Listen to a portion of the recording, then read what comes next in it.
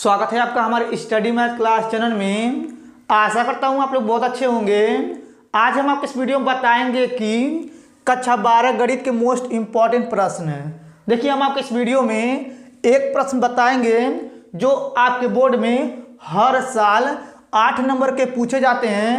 अगर आप लोग शुरू से लेकर लास्ट तक पूरा वीडियो देख लेंगे तो आप लोग इस प्रश्न को हल करना सीख जाएंगे। अब चलिए सबसे पहले क्या करते हैं, इसको पढ़ते हैं। पढ़ने के बाद क्या करेंगे, इसको हल करके हम आपको बताएंगे। देखिए यहाँ पे लिखा हुआ है, सदिश विधि से निम्न रेखाओं के बीच न्यूनतम दूरी ज्ञात कीजिए। बस आप लोग ध्यान से समझिएगा। देखिए सबसे पहले क्या करेंगे, यहाँ पे लिखेंगे हल। ठीक है, अब देखिए यहाँ पे हल लिखने के बाद यहाँ पे लिखेंगे आर वेक्टर बराबर यहाँ पे हो जाएगा a1 वेक्टर प्लस यहाँ पे जाएगा लेमडा यहाँ पे जाएगा b1 वेक्टर। ठीक है, ये आपको अच्छे समझ में आ गया होगा। आप देखिए यहाँ पे लिखेंगे और यहाँ पे दिया हुआ और, तो यहाँ पे लिखेंगे और यहाँ पे लिखेंगे आर वेक्टर बराबर यहाँ पे हो जाएगा a2 वेक्टर प्लस यहाँ पे जाएगा म्यू b2 वेक्टर। ठीक है, इतना आपको अच्छे समझ में आ गया होगा। अब देखिए इतना करने के बाद बस आप ध्यान से समझिएगा। अब देखिए यहाँ पे लिखेंगे आर वेक्टर बराबर, अब देखिए यहाँ पे क्या करेंगे, यहाँ पे कोष्टक बनाएंगे और देखिए यहाँ पे ऊपर यहाँ पे लिखा -3 -8 -3। तो क्या करेंगे, इसको आई के साथ लिखेंगे, इसको जे के साथ लिखेंगे, इसको के साथ लिखेंगे, मगर इसमें क्या करेंगे, इसका चिन्ह बदल देंगे। बस आप ध्यान समझिएगा। देखिए यहाँ पे लिखा हुआ है -3, तो ये प्लस में हो जाएगा, तो यहाँ पे लिखेंगे 3 आई का प्लस में हो गया, और माइनस में 8 है तो ये चिन्ह बदल देंगे, प्लस में हो जाएगा, तो यहाँ पे लिखेंगे प्लस में 8 जे कैप। ठीक है, अब देखिए इसके बाद यहाँ पे ये माइनस में है तो इसका चिन्ह बदल देंगे, तो यहाँ पे हो जाएगा यानी कि 3 के कैप। ठीक, और कोष्टक बंद कर देंगे। अब देखिए यहाँ प्लस है, प्लस लगा देंगे और यहाँ पे लिखेंगे लेमडा, फिर ये कोष्टक हो जाएगा। और देखिए यहाँ पे लिखा है b1 वेक्टर। ठीक है, अब देखिए b1 वेक्टर में क्या लिखेंगे, ये जो नीचे है ना 3 -1 और 1, इसको आई के साथ, इसको जे के साथ और इसको के साथ, मगर नीचे का चिन्ह वही रहेगा, बदलेंगे नहीं। देखिए यहाँ पे लिखेंगे, यहाँ पे जाएगा 3 आई कैप और यहाँ पे जाएगा माइनस जे कैप, यहाँ पे एक छिपा रहता है, फिर प्लस यहाँ पे जाएगा के कैप, फिर कोष्टक बंद कर देंगे। ठीक है, इतना आपको अच्छे समझ में आ गया होगा। अब देखिए इसको लिखेंगे तो यहाँ पे जाएगा आर वेक्टर बराबर। ठीक है, अब देखिए इतना लिखने के बाद बस आप लोग ध्यान से समझिएगा। अब देखिए यहाँ पे क्या करेंगे, कोष्टक बनाएंगे और देखिए यहाँ पे ऊपर वाला क्या करेंगे, इसको आई के साथ लिखेंगे, इसको जे के साथ और इसको के साथ, मगर इन सभी का चिन्ह बदल देंगे। यहाँ पे देखिए प्लस में 3 है तो यहाँ पे हो जाएगा माइनस में 3 आई कैप, और यहाँ पे हो जाएगा यानी कि माइनस में 7 जे कैप, और ये माइनस से प्लस में हो जाएगा 6 के कैप। कोष्टक बंद कर देंगे, यहाँ पे प्लस है, प्लस लगा देंगे, यहाँ पे लिखेंगे म्यू, फिर कोष्टक हो जाएगा। ठीक है, इतना आपको अच्छे समझ में आ गया होगा। अब देखिए इसके बाद क्या करेंगे, नीचे वाले लिखेंगे, इसको आई के साथ, इसको जे के साथ और इसको के साथ, मगर नीचे वाले का चिन्ह नहीं बदलेंगे। देखिए यहाँ पे लिखेंगे, यहाँ पे हो जाएगा -3 आई कैप और यहाँ पे हो जाएगा प्लस 2 जे कैप, फिर हो जाएगा प्लस 4 के कैप, कोष्टक बंद कर देंगे। ठीक है, इतना आपको अच्छे समझ में आ गया होगा। अब देखिए इसके बाद यहाँ पे क्या करेंगे, ये जो दिया हुआ है लेमडा से पहले ये वाला, इसको हम लिखेंगे a1 वेक्टर बराबर यहाँ पे हो जाएगा 3 आई कैप प्लस 8 जे कैप, फिर हो जाएगा प्लस 3 के कैप। ठीक है, अब देखिए यहाँ पे लेमडा के साथ जो गुणे में है, इसको हम लिखेंगे b1 वेक्टर बराबर यहाँ पे हो जाएगा 3 आई कैप, फिर माइनस जे कैप, फिर हो जाएगा प्लस के कैप। ठीक, ये भी आपको चीज समझ में आ गया होगा। अब देखिए इसके बाद यहाँ पे जो लिखा आर वेक्टर बराबर, ये म्यू से पहले ये जो दिया हुआ ना, इसको हम लोग लिखेंगे यानी कि a2 वेक्टर बराबर हो जाएगा -3 आई कैप, फिर -7 जे कैप, फिर हो जाएगा प्लस 6 के कैप। और देखिए इसके बाद ये जो म्यू के साथ गुणे में है, इसको हम लोग लिखेंगे b2 वेक्टर बराबर हो जाएगा -3 आई कैप, फिर हो जाएगा प्लस 2 जे कैप, फिर हो जाएगा प्लस 4 के कैप। ठीक है, अब देखिए इतना करने के बाद बस आप लोग ध्यान से समझिएगा। अब देखिए यहाँ पे ऊपर लिखा हुआ है निम्न रेखाओं के बीच की न्यूनतम दूरी ज्ञात कीजिए। तो हमें क्या करना है, यानी कि बीच की न्यूनतम दूरी ज्ञात करना है, तो उसका एक फार्मूला होता है। चलिए यहाँ पे लिख देते हैं। लिखने के बाद क्या करेंगे, इधर हल करके हम आपको बताएंगे। देखिए यहाँ पे होता है डी बराबर इस प्रकार से होता है साढ़ डी, और यहाँ पे होता है यानी कि A2 vector minus A1 vector, कोष्टक में फिर गुणा लगा देंगे, यहाँ पे जगह B1 वेक्टर गुणे B2 वेक्टर, फिर बटा लगाएंगे, यहाँ पे नीचे हो जाएगा B1 वेक्टर गुणे B2 वेक्टर, ये माड हो जाएगा, और यहाँ पे जाएगा ये साढ़, ठीक है।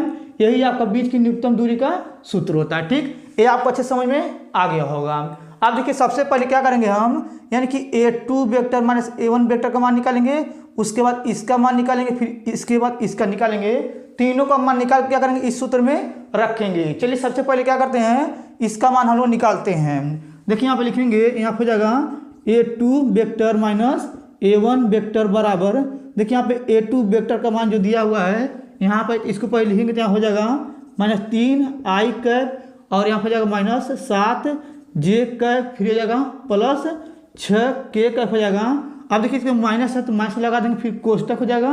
अब देखिए यहाँ पे A1 वेक्टर का मान ये ऊपर है तो इसको लिखेंगे, तो यहाँ पर जाएगा 3i कैप, फिर +8, यहाँ पर जाएगा j कैप, फिर हो जाएगा +3k कैप, फिर कोष्टक बंद कर देंगे।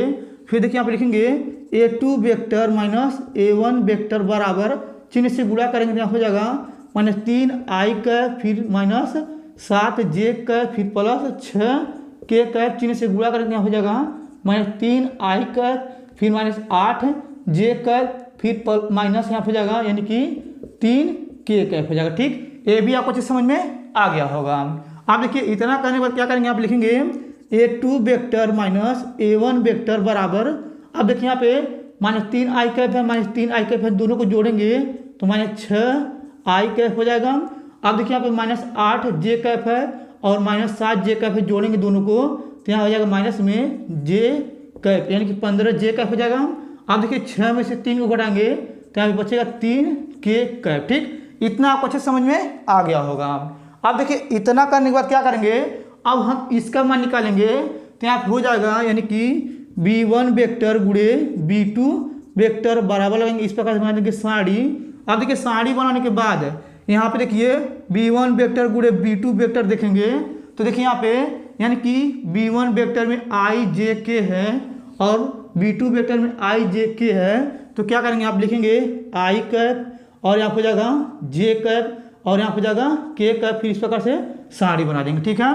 अब देखिए यहाँ पे यानी कि B1 वेक्टर का i का गुणांक j का गुणांक k का गुणांक लिखेंगे, i का गुणांक 3 है 3 लिखेंगे, j का गुणांक -1 है -1 लिखेंगे, k का गुणांक 1 है तो 1 लिखेंगे, ठीक है। इसके बाद देखिए यहाँ पे B2 वेक्टर का जो मान है यानी कि i j k का गुणांक इसके नीचे लिखेंगे, देखिए यहाँ पे इसका क्या है -3 है तो यहाँ लिखेंगे -3, और देखिए यहाँ पे इसका 2 है 2 लिखेंगे और उसका 4 है तो 4 लिखेंगे, ठीक है। अब देखिए इतना करने के बाद बस आप ध्यान से समझिएगा।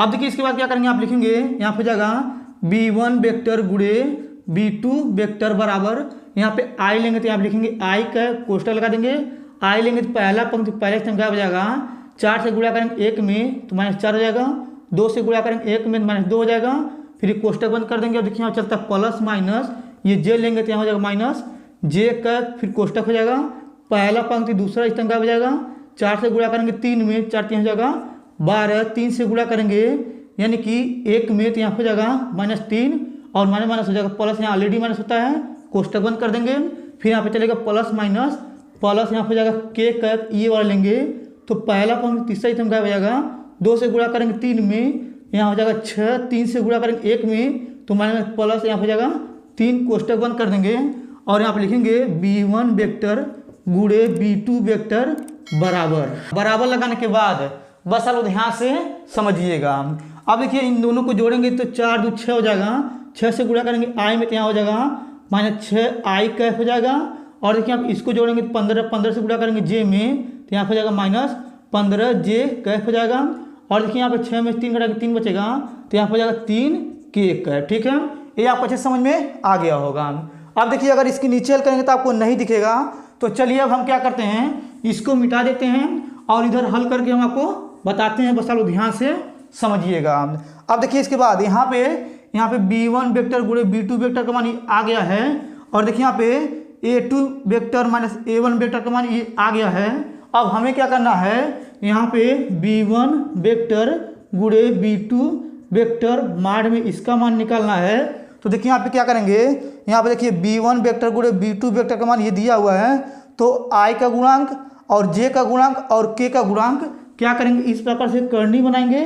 और देखिए i का गुणांक -6 तो यहाँ लिखेंगे -6 का स्क्वायर प्लस लगाएंगे। और देखिए यहाँ पे j का गुणांक -15 है तो क्या करेंगे, यहाँ पे लिखेंगे 15 का वर्ग कर देंगे, फिर प्लस लगाएंगे।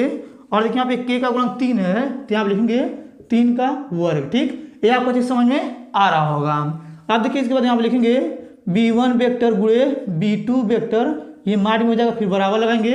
अब देखिए इसके बाद यहाँ पे करनी हो जाएगा, 6 का वर्ग करेंगे 36 माइनस प्लस हो गया, प्लस 15 का वर्ग करेंगे 225 आ जाएगा, फिर प्लस यहाँ पे 3 का वर्ग करेंगे 9 आ जाएगा। ठीक है, फिर आप लिखेंगे b1 वेक्टर गुणे b2 वेक्टर, ये हो जाएगा माड में। और देखिए इसको जोड़ेंगे तो कितना आएगा, देखिए यहाँ पे जोड़ रहे हैं, यहाँ पे हो जाएगा 36 और यहाँ पे जाएगा यानी कि 225, यहाँ हो जाएगा 9, इसको जोड़ेंगे तो यहाँ पे आ जाएगा यानी कि ये 0 हो जाएगा। ठीक, और यहाँ पे हो जाएगा यानी कि 3 और 2 5, यहाँ पे हो जाएगा यानी कि यहाँ पे ये हो जाएगा 20, ये 7, यहाँ पे 2 यानी कि 270 आ गया। ठीक है, देखिए यहाँ पे इसको हम लोग जोड़ दिए। ठीक, अब देखिए इसके बाद क्या करेंगे, ये जो तीसरा मान आया है और देखिए यहाँ पे पहला मान और ये देखिए दूसरा मान और ये तीसरा मान जो आया है, इसको हम लोग क्या करेंगे, ऊपर यहाँ पे लिख लेंगे पारी द्वारा। उसको लिखने के बाद क्या करेंगे, यहाँ पे लिखा है बीच की न्यूनतम दूरी का सूत्र लगाएंगे नीचे, उसके बाद उसके आगे हल करके हम आपको बताएंगे। चलिए सबसे पहले इधर का मिटा करके इन तीनों को ऊपर हम लिख करके आगे हम बताते हैं। ठीक है, अब देखिए इधर का मिटा करके हम क्या किए हैं, जो पहला और दूसरा और तीसरा जो मान निकाले थे यहाँ पे ऊपर हम लिख दिए हैं। अब चलिए इसके आगे बताते हैं, बस आप लोग ध्यान से समझिएगा। देखिए यहाँ पे लिखा हुआ बीच की न्यूनतम दूरी ज्ञात कीजिए, तो बस आप लोग ध्यान से समझिएगा। चलिए यहाँ पे क्या करते हैं, बीच की न्यूनतम दूरी का फार्मूला लिखते हैं। देखिए यहाँ पे होता है यानी कि d बराबर यहाँ पे हो जाएगा साड़ी में a2 vector minus a1 vector, ये कोष्टक में जाएगा, फिर गुणा लगाएंगे, यहाँ पे हो जाएगा b1 वेक्टर गुणे b2 वेक्टर, फिर बटे में हो जाएगा यानी कि b1 वेक्टर गुणे b2 वेक्टर, और यहाँ पे जाएगा माड। और देखिए यहाँ पे इस साड़ी को बंद कर देंगे। ठीक है, इतना आपको अच्छे समझ में आ गया होगा। अब देखिए इतना करने के बाद क्या करेंगे, यहाँ पे लिखेंगे d बराबर इस प्रकार से साड़ी बना देंगे। और देखिए इसका मान यानी कि a2 vector minus a1 vector का मान यहाँ पे आया है, ये लिखे हुए हैं, तो यहाँ पे लिखेंगे -6i कैप और यहाँ पे जाएगा -15j कैप और यहाँ पे जाएगा +3k कैप, ये कोष्टक में। और देखिए गुणा गुणा लगा देंगे। और देखिए यहाँ पे b1 वेक्टर गुणे b2 वेक्टर मान ये आया है, तो इसको यहाँ पे लिखेंगे। देखिए यहाँ पे लिखेंगे -6i कैप, फिर -15, यहाँ पे जाएगा j कैप, फिर +3k कैप, कोष्टक बंद कर देंगे, फिर बटा लगाएंगे। और देखिए यहाँ पे यानी कि मान में b1 वेक्टर गुणे b2 वेक्टर का जो मान आया था यानी कि कर्णिम 270, तो यहाँ पे लिखेंगे यानी कि कर्णिम हो जाएगा 270। ठीक है, इस प्रकार से साड़ी को बंद कर देंगे। ठीक, इतना आपको अच्छे समझ में आ गया होगा। अब देखिए इतना करने के बाद क्या करेंगे, यहाँ पे लिखेंगे d बराबर इस प्रकार साड़ी बनाएंगे। और देखिए i को i के साथ गुणा करेंगे, तो यहाँ पे हो जाएगा 6 चौका 36 माइनस हो जाएगा प्लस, तो यहाँ पे लिखेंगे 36i कैप स्क्वायर हो जाएगा, क्योंकि i कैप स्क्वायर यहाँ पे हो जाएगा स्क्वायर। ठीक है, अब देखिए इसके बाद 15 से 15 में गुणा करेंगे तो माइनस हो जाएगा यहाँ पे प्लस, और 15 गुणा करेंगे 225 आ जाएगा। यहाँ पे देखिए यानी कि j कैप और यहाँ पे j कैप गुणा करेंगे तो यहाँ पे हो जाएगा j कैप का स्क्वायर। ठीक है, अब देखिए इसके बाद k को k के साथ गुणा करेंगे तो 3 तरीका हो जाएगा, यहाँ पे 9 और यहाँ पे लिखेंगे k कैप स्क्वायर, फिर बटा लगाएंगे। और देखिए इसको नीचे लिखेंगे तो यहाँ पे हो जाएगा यानी कि करनी में 270, यहाँ पे हो जाएगा यानी कि साड़ी बंद कर देंगे। ठीक है, इतना आपको अच्छे समझ में आ गया होगा। अब देखिए यहाँ पे जो आया है, यहाँ पे एक मान होता है यानी कि i कैप स्क्वायर बराबर 1 रखेंगे, और देखिए j कैप स्क्वायर बराबर 1 रखेंगे, k कैप स्क्वायर बराबर 1 रखेंगे। तो चलिए इसमें रखते हैं। देखिए यहाँ होता है d बराबर इस प्रकार बनेंगे साड़ी, यहाँ हो जाएगा 36 गुणे 1 प्लस 225 गुणे 1 प्लस 9 गुणे 1, फिर बटा लगाएंगे, यहाँ पे नीचे लिखेंगे करनी में 270, यहाँ हो जाएगा साड़ी। ठीक, ये भी आपको समझ में आ गया होगा। अब देखिए इसके बाद यहाँ लिखेंगे d बराबर गुणा करेंगे तो यहाँ हो जाएगा साड़ी में यानी कि हो जाएगा 36 प्लस 225 प्लस 9, फिर यहाँ पे बटे हो जाएगा करनी में 270। ठीक है, अब देखिए ऊपर वाले को जोड़ेंगे तो इसके नीचे हल करेंगे तो आपको नहीं दिखेगा। तो चलिए इधर बताते हैं, बस आप लोग ध्यान से समझिएगा। अब देखिए यहाँ पे हो जाएगा d बराबर, यहाँ पे देखिए जोड़ेंगे तो ऊपर हो जाएगा यानी कि 270 और करनी हो जाएगा यहाँ पे 270 और यहाँ पे लिखेंगे d बराबर, इसको हम लिख सकते हैं करनी में 270 गुणे करनी में 270 और नीचे हो जाएगा करनी में 270। ठीक है, अब देखिए अगर करनी से करनी गुणा करनी हट जाएगा तो यहाँ पे 270 ही आएगा, तो एक से एक कट जाएगा तो यहाँ पे जाएगा d बराबर करनी में 270 वर्ग। ठीक है, अब देखिए जो आया है ये आपका आंसर हो गया। ठीक, ऐसा प्रश्न आपके बोर्ड में 100% 8 नंबर के पूछे जाएंगे, तो आप लोग इस प्रश्न को कम से कम 4 या 5 बार अच्छे से लगा लीजिएगा। अगर आपको ये मेरा पूरा वीडियो अच्छे तरीके से समझ में आ गया होगा तो आप लोग मेरे वीडियो को लाइक और कमेंट जरूर कर दीजिएगा। अगर आप लोग मेरे चैनल पर नहीं होंगे तो आप लोग मेरे चैनल को सब्सक्राइब जरूर कर दीजिएगा। धन्यवाद।